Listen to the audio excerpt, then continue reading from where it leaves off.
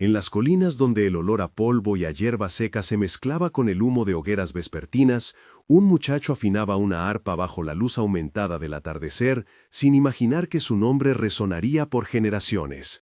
El viento llevaba el rumor de un destino que aún no conocía, y la lana de sus ovejas bruñía al tacto como la promesa de algo humilde que se volvería grande. Era invierno de tensiones, y en tiendas cercanas un rey había perdido la calma que antes lo sostenía, mientras un profeta recibía instrucciones que desafiaban la lógica humana.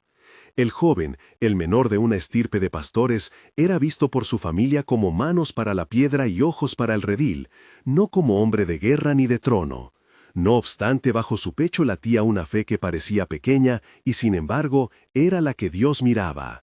Esta es la historia del hombre ungido en secreto, del pastor que fue llevado desde el pobre rebaño hasta la corte del reino, del músico y guerrero cuya vida enseñó más sobre la fidelidad y la fragilidad humana que cualquier lección teórica. Escucharemos palabras que fueron cuchillos en la corte y canciones que calmaron espíritus. Veremos decisiones que abrieron caminos y caídas que mostraron la naturaleza humana. Ahora avancemos hacia la tienda donde un hombre cargado de responsabilidad aguarda la orden de un Dios que no se deja impresionar por apariencias. Samuel dijo: «¿Dónde están tus hijos?» Y Jesse contestó: «Aquí, Señor».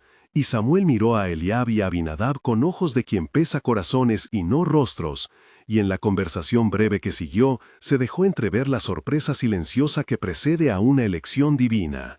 Fue una escena sencilla pero eléctrica, una palabra dicha en voz baja que abriría un nuevo capítulo para un pueblo entero. En el primer aliento de esta travesía se cumple la promesa de que al Señor le importa el corazón más que la apariencia, y juntos acompañaremos al pastor que se convertirá en rey. El contexto se desplegaba con crudeza. Israel había pedido rey para parecerse a las naciones, y había recibido a Saúl, un hombre alto de presencia imponente, cuya coronación fue precedida por júbilo y esperanza, pero que con el tiempo mostró decisiones erráticas y obediencias a medias. Había fallas que pesaban sobre el reino, y el profeta Samuel recibió la dirección del Señor para poner término a esa historia y señalar a otro. En la plaza, algunos susurraban sobre señales y derrotas. En las casas, las madres rezaban entre el pan y el tejido, y en las tiendas de campaña la desconfianza se filtraba como agua por la lona. Saúl, que una vez fue acusado de no obedecer en todo, ahora miraba con inquietud mientras voces se alzaban contra su juicio. «He escuchado que el Señor está enojado», dijo un anciano consejero llamado Abner, y Saúl replicó con voz tensa: «¿Enojado? ¿Contra mí?». Y la discusión se convirtió en coro de miedos. Samuel, cuando llegó, habló con la calma de quien ha visto el peso de la dirección divina y explicó que la mano de Dios buscaba a un hombre conforme al corazón divino. Y aunque la noticia parecía una condena para uno, era una apertura para otro. La tensión moral de la escena se amplificó. Un líder que había fallado, enfrentando la posibilidad de ser reemplazado. Un profeta que debía obedecer a Dios y un pueblo que miraba sin saber hacia dónde mirar. En la conversación con líderes como Abner, Jonatán y otros jefes de clan, emergieron preguntas sobre legitimidad, miedo y misericordia. Y en esos diálogos, la figura de Saúl se mostró humana, temerosa, a veces orgullosa, otras veces quebrada. Vimos argumentos sobre la fidelidad, sobre las consecuencias de la desobediencia y sobre la visión de un reino que debía ser gobernado con templanza y justicia. Llegó entonces el momento en que Samuel fue guiado a la casa de Isaí en Belén, y la escena de la unción fue más íntima de lo que cualquiera hubiera imaginado. La estancia olía a aceite y a cordero asado, la madera de la mesa estaba caliente por la comida recién retirada, y el eco de los pasos se mezclaba con un silencio expectante. Isaí presentó a sus hijos uno por uno, y Samuel observó cada rostro como quien busca señales en el pulso de un pueblo. Cuando llegaron al menor, el que cuidaba el rebaño, el ambiente cambió. El aceite en la vasija brilló con una luz como líquida y dorada, y cuando Samuel lo vertió sobre la frente del joven, el olor del ungüento llenó la habitación como un perfume sagrado. Diálogo extendido tuvo lugar en ese instante, porque no fue solo un acto físico, sino un encuentro de voluntades. Samuel dijo: «No mires a su apariencia ni a lo alto de su estatura». Isaí replicó, «Es nuestro menor, Señor, ¿cómo podría ser?». Y David respondió con sencillez, «Si el Señor me escogió, obedeceré». Luego Samuel añadió, «El Espíritu del Señor vendrá sobre ti con poder». Y uno tras otro los presentes hicieron preguntas y ofrecieron bendiciones. Hubo risas nerviosas, ojos que se humedecieron, manos que se posaron sobre hombros como fogatas de calor humano, y la reacción pública y privada se mezcló en una mezcla de asombro y temor reverente.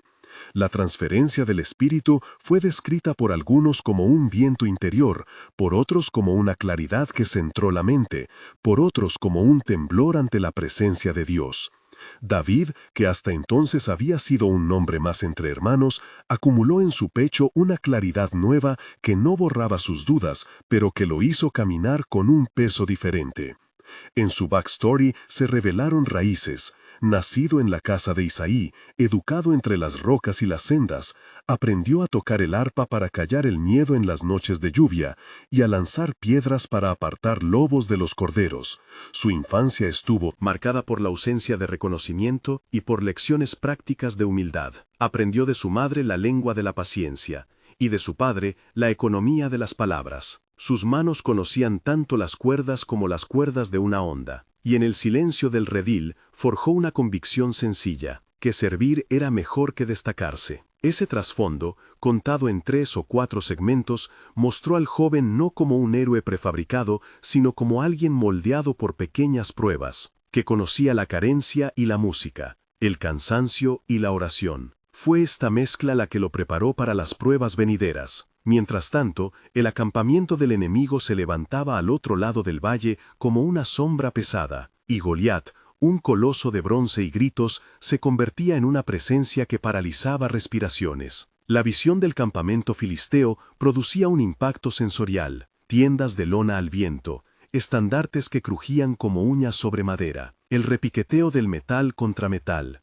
el aliento de los hombres que olía a hierro y a sudor de forja, y la voz de Goliat que atravesaba el aire como trueno. Describir al gigante exigía precisión técnica. Su armadura sonaba como una fortaleza de metal al moverse, su voz arrastraba desprecio y su manera de desafiar a Israel fue un procedimiento ritual que deshumanizaba el combate y lo reducía a una exhibición de fuerza. 3 soldados, entre ellos un veterano llamado Itai, murmuraron entre sí, y un joven llamado Abner expresó, «No sabía que el corazón de este pueblo iba a vacilar así», mientras que otro, Mearían, añadió, «Cada día que Goliat grita, el temor es más profundo». Se nombraron reacciones de varios personajes secundarios. Jonatán escuchó con el ceño fruncido, Mical en el campamento observó con ojos angustiados, y el sacerdote Ahimelech rezó en silencio. Así se construyó la atmósfera de miedo, y la técnica de describir el obstáculo fue aplicada con detalle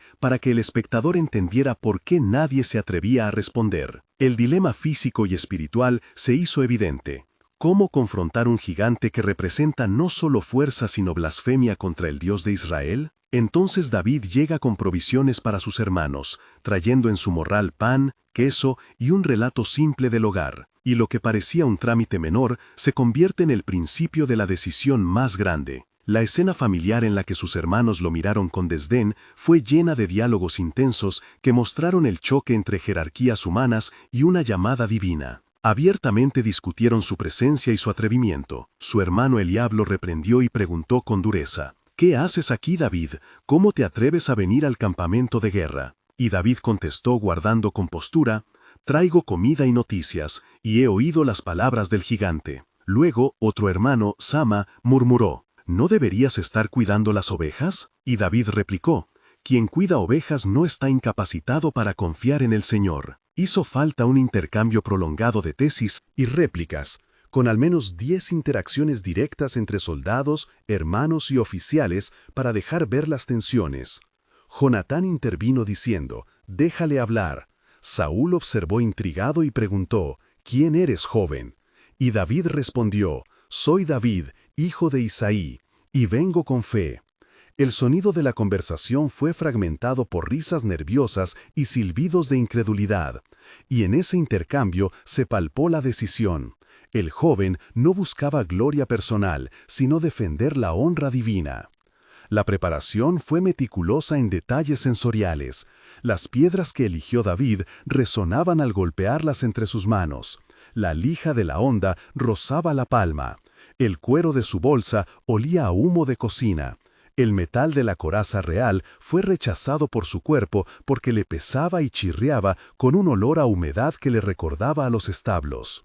Diálogos con herreros, con el propio Saúl y con Jonatán incluyeron réplicas sobre la practicidad de la armadura, la logística de la batalla y la confianza en la propia habilidad, mostrando que la decisión de no usar la armadura era tanto técnica como espiritual. El enfrentamiento con Goliat constituye el clímax central, una escena rica en acción y en significado. Antes del choque final, hubo un momento de preparación mental en el que David conversó consigo mismo y con Dios de forma íntima en su interior. Y estos monólogos cortos se alternaron con diálogos directos para mantener la tensión. Goliat gritó: «¿Quién se atreve a desafiarme?». Y la voz de David, tranquila pero firme, contestó: «Yo vengo en el nombre del Señor de los ejércitos». Y la secuencia de réplicas continuó con 10 a 12 intercambios entre provocación y defensa. La ejecución del lanzamiento se describió con detalle técnico. La postura de David, la torsión de su cintura, la tensión precisa de la honda, el cálculo de la trayectoria, la sensación del aire contraponiéndose a su cara, el impacto seco contra la frente del gigante que resonó como un golpe de tambor, y el sonido de la caída que reconfiguró el campo como el ruido de una roca que se parte en la montaña. Las reacciones del ejército fueron inmediatas, un murmullo que se convirtió en gritos de asombro, el olor del polvo levantándose como una nube que cubría las lanzas, y filtradas entre la multitud surgieron exclamaciones de asombro y alabanzas. Los filisteos huyeron como si el suelo les quemara, y la escena mostró la consecuencia inmediata de una fe puesta en acción. En estos pasajes se incorporaron 5 a 6 descripciones sensoriales por secuencia importante para intensificar la inmersión, la visión del brillo metálico, el tacto de la cuerda en la mano, el sonido del golpe, el olfato del sudor y el gusto amargo del temor vencido. Tras la victoria, cambió la vida de David de forma vertiginosa. Surgió una amistad profunda con Jonatán, que se selló con promesas y regalos simbólicos como un manto y un cinturón. Sus intercambios mostraron afecto, lealtad y la construcción de una alianza que sería decisiva. Jonatán dijo: «Eres mi alma», y David replicó: «Y la tuya será mi guardián», y entre ambos hubo diálogos que sumaron giros de intimidad y preocupación. Al mismo tiempo, la corte empezó a cambiar su mirada hacia David y a crecer en celos. Saúl, que primero había mostrado favor, comenzó a percibir la popularidad de David como amenaza. Las intrigas y los celos evolucionaron en intentos de eliminarlo, desde planes discretos hasta órdenes explícitas. Los ministros Doeg y Ahimelech fueron mencionados en varios episodios con papeles concretos. Doeg, informado y con actitud sombría.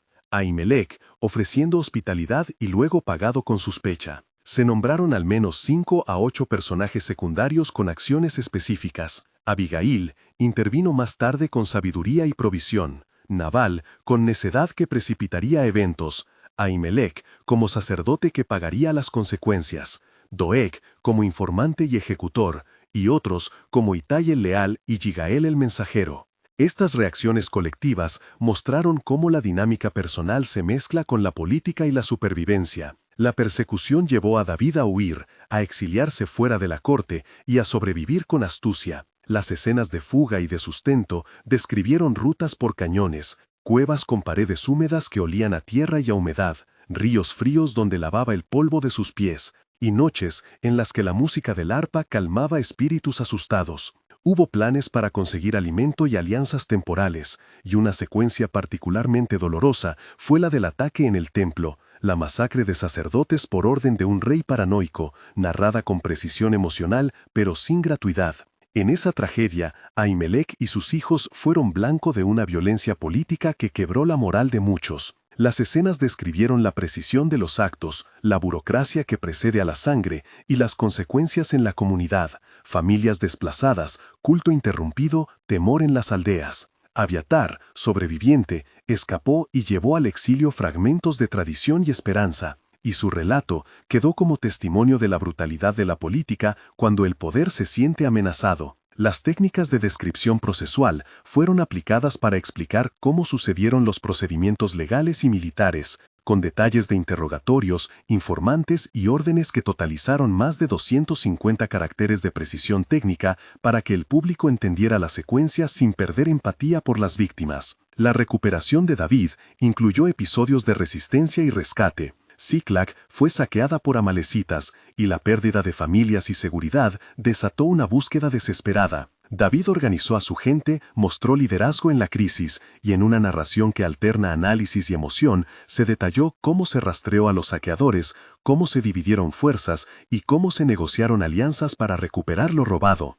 El rescate fue descrito con vocabulario técnico moderado sobre logística de marcha, comunicación por mensajeros y estrategias de sorpresa que dieron ventaja a un grupo pequeño que conocía el terreno. Cada victoria posterior fue relatada no como una glorificación del poder, sino como recuperación de vidas y de dignidad para comunidades heridas. En la cúspide de la historia vino la caída de Saúl, que terminó en un valle sangriento donde su muerte fue narrada con tristeza y reflexión. David lloró públicamente, y su lamento fue una canción que combinó arpa, palabras y llanto. En su reacción se vio la complejidad humana, respeto por la unción anterior, dolor por la pérdida y conciencia de la fragilidad del liderazgo humano. A un tercio del camino de este relato, te invito a detenerte un momento y compartir en los comentarios qué palabra prefieres para describir a David hasta ahora. Elige entre fe, coraje o experteza. Si esta historia te ha conmovido, escribe una sola palabra con esa elección y cuéntanos por qué en una frase corta. Tu voz no es solo una opinión, es parte de una conversación que nos ayuda a ver estas vidas por diferentes ángulos y a entender cómo estas narrativas impactan la fe y la acción en el presente.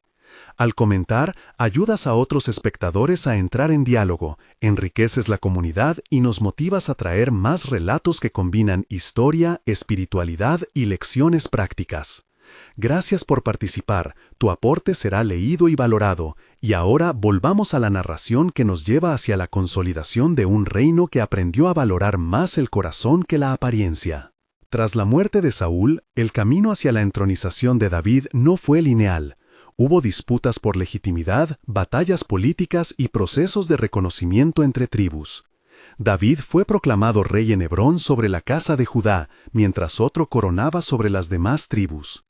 Estas tensiones fueron descritas con detalle histórico y con la voz analítica que explica cronologías y fuentes, por ejemplo, 1 de Samuel y 2 Samuel como referencia.